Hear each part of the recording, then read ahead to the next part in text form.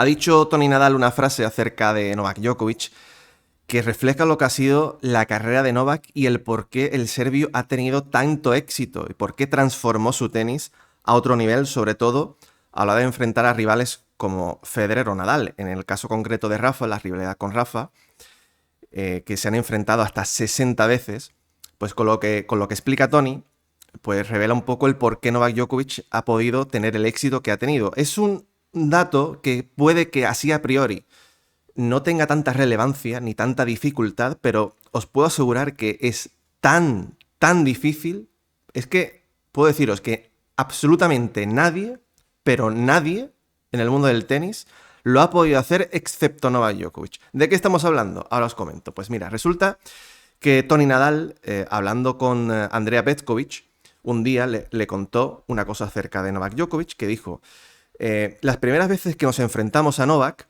él intentó atacar la derecha de Rafa Nadal. Esto es algo que, así a priori, te puedes decir, bueno, lo normal, ¿no? Atacar la derecha. Bueno, absolutamente nadie en el mundo del tenis, pero nadie le atacaba a Nadal por el lado de la derecha. Esto es algo que ya hemos hablado aquí muchas veces, que cuando hemos hecho análisis, cuando tú te enfrentabas a Nadal en tierra, tú intentabas evitar la derecha, porque era el mayor golpe, ahora vamos a analizar en la derecha de Rafa, es el mayor golpe que se ha visto en la historia del tenis en una superficie como la tierra, ¿no? Hacía muchísimo daño, por eso todo el mundo le atacaba al revés, que era el peor golpe de Rafa. Siendo aún así el golpe de Nadal de revés bueno, bastante bueno, yo diría que Nadal ha tenido, sigue siendo difícil hablar de Nadal en pasado, pero teniendo un buen revés, resulta difícil, como digo, intentar atacarle la derecha. Pues Novak Djokovic, dijo Toni Nadal, que lo contó Andrea Petkovic, fue el primero en atacar la derecha de Rafa. Es decir, ya sabéis, la derecha de Nadal, siendo zurdo, el forehand, el drive, va al revés normalmente de los diestros, y mientras todos de revés pues se defendían, intentaban cortar la bola, meter la bola dentro como podían, pues Novak Djokovic dijo, yo voy a intentar transformar esto en un objetivo para mejorarlo. Y fue lo que hizo en su carrera el serbio. Y esto es una cosa, como digo, muy difícil porque no lo logró absolutamente nadie. O sea, fue el primero en hacerlo. El primero en hacerlo fue el señor Novak Djokovic. Y eso es algo que hizo, como digo, mucho daño porque al principio no le resultó, no le dio éxito. De hecho, si miramos el head-to-head entre Djokovic y Nadal, se han enfrentado 30 veces en tierra, Nadal le ha ganado 21 y Djokovic le ha ganado 9. No hay rival que le haya ganado más veces a Nadal en tierra que Novak Djokovic. Esto viene desde que Djokovic empieza a atacarle la derecha de Rafa por la zona de revés. Novak necesitó 10 partidos para ganar a Rafa en tierra. Yo me acuerdo, en aquella época, fue en el 2011 en Madrid, cuando lo logra por primera vez, que Djokovic lo tenía entre ceja y ceja. Tengo que ganarle a este tío en tierra. Siempre decía, intentara controlar el spin, que es lo que a Nadal le ha dado tanto éxito en tierra. O sea, si tú explicas, oye, Nadal tiene 14 Roland Garros. ¿Esto cómo es posible? Esto no viene de la nada. Esto viene gracias sobre todo a su derecha, al spin, al efecto que le mete a la pelota. Y decía, controlar el efecto de Nadal es muy difícil, es complicadísimo. Pues Djokovic se propuso, como digo, atacar esa bola de derecha de Rafa, ese efecto que le metía, para ser el primero en atacarlo. Ahora os voy a explicar cómo lo hizo Novak Djokovic y lo complicado que es. Para empezar, quiero hablaros de la derecha de Rafa y por qué la derecha de Rafa era tan mortífera. Fíjate que todo empezaba desde el resto. El éxito de Nadal en tierra batida siempre se explica sobre todo desde el resto. En los últimos años de su carrera, sobre todo, ya lo estamos viendo aquí colocado, siempre restaba muy atrás. De media, esto siempre lo ha ido variando en distintos años. Al principio incluso era 2 metros y pico, 3 metros y pico, pero en la parte final de su carrera, esto es una foto de los cuartos de final de Roland Garros 2022, Nadal se colocó a una distancia media de 4,57 metros de distancia de la línea de fondo. Algunos se preguntarán, bueno, ¿y esto por qué? Esto se debe a que Nadal de esta manera tenía mucho más tiempo de reacción a la hora de restar para poner sobre todo una bola que cayese en este lado de la pista, en este lado de aquí.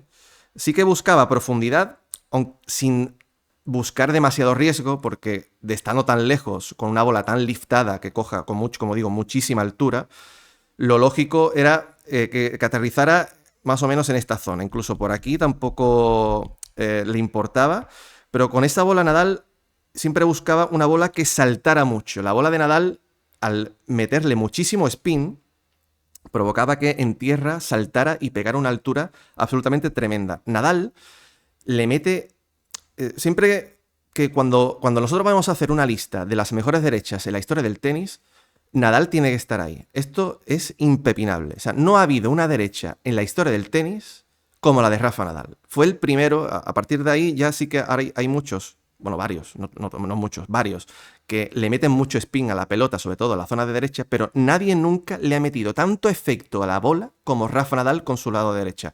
Nadal de media, esto es una media, ahora os voy a contar el pico, tiraba entre 3.200 y 3.500 revoluciones por minuto. Por minuto. Pero ha llegado, esto algunos datos que se han visto en algún torneo, ha llegado a tener picos de hasta 5.500 revoluciones por minuto. No sé si sois conscientes de la de la barbaridad que estoy diciendo. 5.500. Y esto, para poner en comparación con otros, pues la mayoría de tenistas se quedan en 2.000 y pico. 2.000 y pico. O sea, mientras el resto del circuito tira a 2.500, 2.200, su derecha, Nadal le pegaba 3.200, 3.500 de media. Federer ha tenido picos de 3.700, 3.500 también con su derecha, pero hablamos de un pico, no de media. Nadal, estamos hablando de la media de Rafa Nadal con su derecha. Bueno, con estos números es absolutamente, como digo, descomunal la derecha que tiene Rafa Nadal y muy difícil, como digo, de controlar. Analizando un poquito esa derecha de Rafa Nadal, el drive de cómo lo tira, analizando un poco la técnica, y lo estamos viendo, Nadal siempre... Todo parte un poco del equilibrio y de la palanca, ¿no? Fíjate cómo Nadal ya aquí se gira los hombros, tira esa palanca, fíjate, también la posición de los pies es muy importante. Ahora os voy a comentar un poco cuál era ese pequeño secretito y esa manera de golpear tan característica, pasando la mano por encima de la cabeza, ¿no? Esto es muy importante porque Nadal se parte primero de ese, como digo, ese equilibrio de esos dos pies, uno enfrente del otro, el cuerpo completamente girado para activar esa palanca, y maravilloso cómo transforma luego eso. Esto, yo siempre he escuchado muchas veces esto de Nadal, de decir, Nadal no tiene técnica. A mí me gustaría que explicara muchas veces esta gente que durante tantos años siempre ha hablado que Nadal solamente es un tío que corría y devolvía la pelota, que no tenía técnica. Esta manera de golpear la derecha de Nadal es de una técnica tan depurada, tan trabajada y tan difícil, porque si la derecha de Nadal no fuese técnica, pues estaremos viéndola, pues por cada 10 chiquillos que surgen, pues habría 8 con ella, porque estamos hablando de la derecha que más éxito le ha dado a alguien en tierra batida, ¿no? Nadal, como digo, después de esa posición de los pies, genera luego una potencia. Esto es, digamos, como digo, casi como si fuera una coreografía. Nadal parte desde el suelo, esa potencia la empieza a generar por parte de las piernas, y eso luego la transfiere a la pelota a la hora de golpear.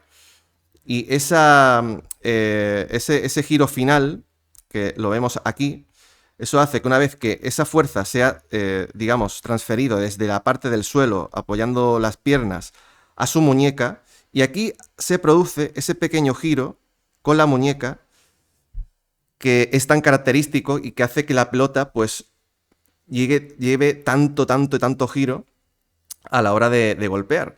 Y como digo, no, eso a la hora de enfrentar a cualquier tenista siempre hablaban de Nadal en la mejor época de Nadal en tierra, porque Nadal ha tenido épocas donde con su derecha no hacía tanto daño. Recuerdo en esa época 2013, 2014, 2015, donde incluso no gana Roland Garros, esos años, que hablaban de que la pelota de Nadal ya no hace tanto daño, ya no pica tan alto, porque Nadal, aparte de algún problemilla que también tuvo en el antebrazo, porque es normal que tantos años con el spin tan brutal que le metía la pelota, sufrió en esta zona de su cuerpo, también tuvo otro tipo de problemas, el tema psicológico y tal, y eso hacía que su derecha pues no funcionara. pero en cuanto de nuevo volvía a funcionar esa pelota, esa derecha hacía un daño absolutamente brutal. Y los tenistas, como digo, los rivales, intentaban cazar esa pelota, pues un poco para defenderse por la zona de revés.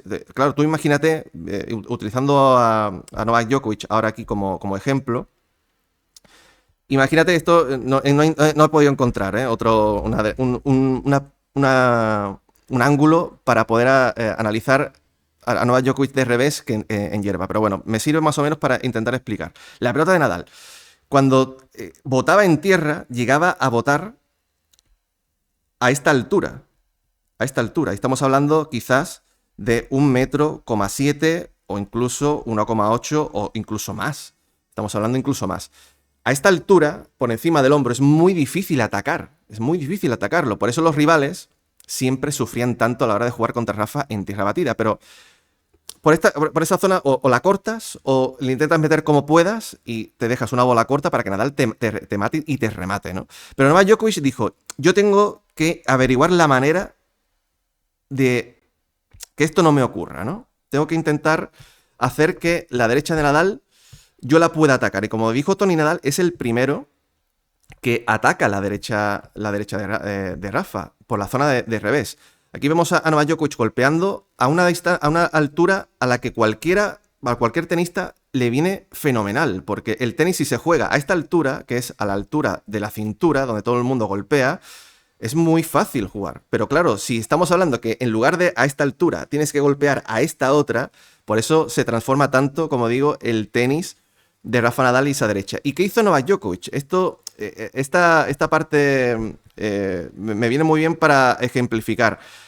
Cuando los rivales se enfrentaban a Nadal en tierra, se situaban a esta altura, que es como unos 2,5 metros por detrás de la línea de fondo. Eso hacía, porque al final con la bola tan pesada, cuando botaba tan alto, que empujaba a los rivales hacia atrás, perdían pista, Nadal jugaba muy montado encima de la línea de fondo y luego entraba en pista. Pero Novak Djokovic no quiso jugar aquí, sabiendo que Nadal, enfrentarse a Nadal a esta distancia tan grande era muy difícil. Entonces, ¿qué hizo Novak Djokovic? Dice, yo quiero jugar en esta otra zona que va a salir ahora, que me va a ser mucho más fácil. Aquí. Ahí es donde a Novak Djokovic le interesaba jugar contra Rafa, para no perder pista.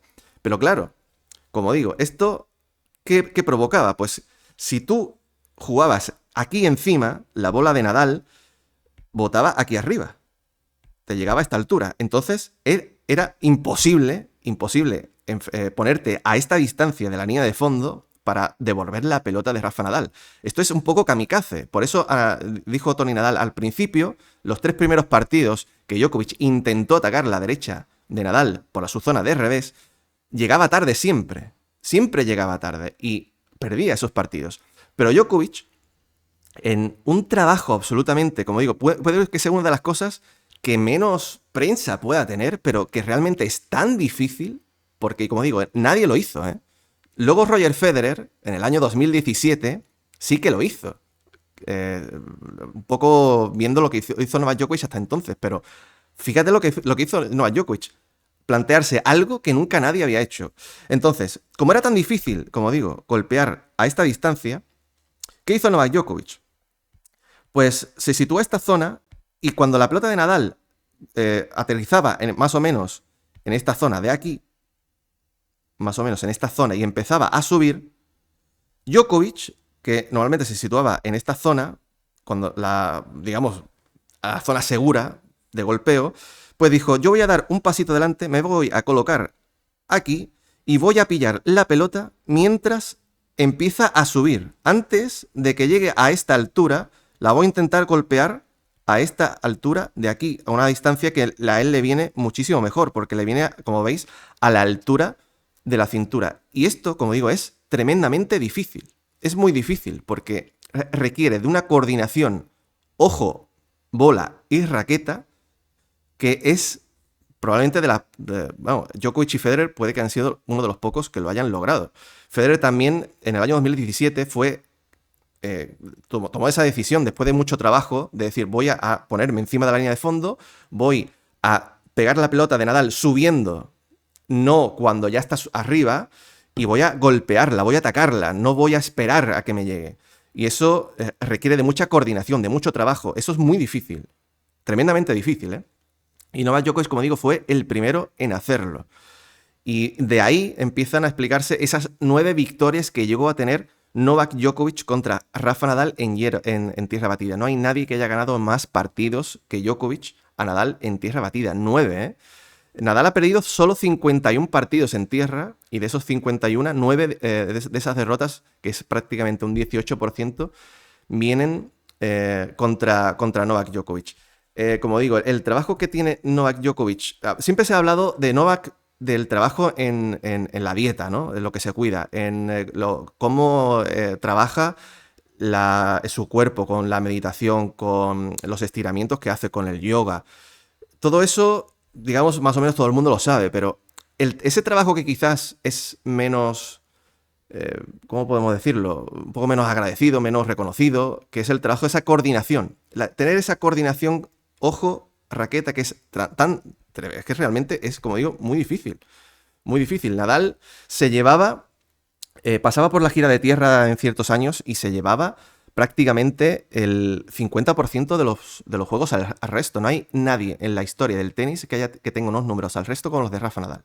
Nadal se ha retirado ganando prácticamente el 43% de los restos en tierra batida. Casi uno de cada dos, ¿eh? Casi uno de cada dos. Y Novak Djokovic aceptó el reto y dijo, pues ahí va. Y como digo, ese trabajo, ese movimiento, esa coordinación, que mientras muchos se dedican, pues yo le voy a dedicar horas en pista y voy a trabajar el saque, voy a trabajar la derecha, voy a trabajar el revés, pues Djokovic transformó y elevó un poco el tenis a otro nivel. Por eso muchas veces cuando decimos Djokovic, que en principio no parecía que podía ser una amenaza tan grande ante Nadal y Federer, empezó a trabajar en ciertas cosas donde otros quizás ni siquiera se lo planteaban. Y es ahí donde se puede explicar el éxito de Novak Djokovic. Y Toni Nadal lo ha revelado en esa frase que soltó, ¿no? Fue el primero que lo hizo. Pues ahí se explica, ¿no? Ese éxito que ha tenido Novak Djokovic. Y a mí realmente, como digo, me asombra, me apasiona muchísimo ver este tipo de cosas. Y estoy seguro, ya para finalizar, estoy completamente seguro de que ya una vez que Rafa se ha retirado y que ahora tiene otros tipos de rivales, como son Alcaraz y Sinner, que suponen un reto nuevo para él. Sinner, a ver, si hemos hablado de Nadal, os he contado las revoluciones por minuto que él tiraba de media, que son unas 3.300, 3.500 en ciertas ocasiones.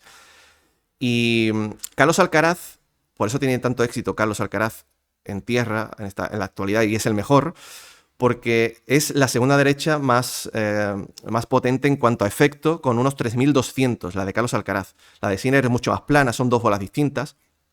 Pero estoy seguro que Novak Djokovic en esta última ya fase de su carrera va a intentar analizar tanto la pelota de uno como la pelota de otro para él adaptar y saber cómo va a tener que atacarla, porque ya lo hizo contra Carlos Alcaraz en los Juegos Olímpicos, donde transformó su tenis a otro nivel. Es verdad que luego en un Grand Slam, en Roland Garros, al 5 mangas es mucho más difícil, pero seguro que ante Sinner dice, la bola de Sinner es de esta manera, pues yo voy a intentar, ¿qué puedo hacer? Pues voy a atacarla de esta otra, voy a hacer este tipo de cosas para poder vencer al italiano. Ante Carlos lo mismo. O sea, estamos hablando de un tipo que está hecho para el deporte, está hecho para ser un animal competitivo como pocos, y que ha transformado y ha elevado el tenis a otro nivel. Esto para que entendáis un poco lo que ha hecho este señor, que es, como digo, el primero que lo hizo y el primero que lo ejecutó a la perfección. Ya luego otros, como digo, como Federer y bueno, Thiem y otros tantos vinieron detrás para intentar, pues, caminar por un camino que solamente Djokovic se atrevió a caminar por primera vez. Así que, amigos, dejadme aquí abajo en comentarios lo que os parece. Si os ha gustado el vídeo, dadle al me gusta, que no se lo olvide. Suscribíos y nos vemos muy prontito, amigos, muy prontitos. Adiós, chao, chao.